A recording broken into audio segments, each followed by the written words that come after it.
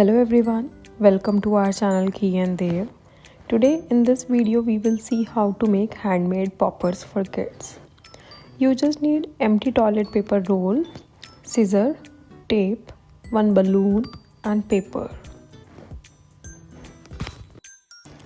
Take an empty toilet paper roll and cover its one side by using a balloon. For balloon, first tie the knot and then cut its bottom part by using a scissor. Don't cut it from the center, just cut the bottom tip.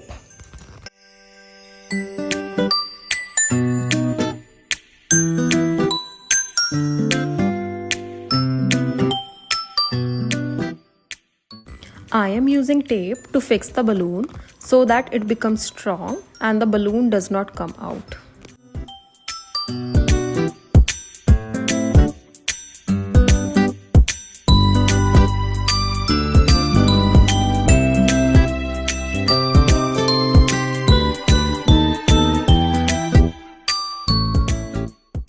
Now you can cover the toilet paper roll by using any paper of your choice and you can decorate it.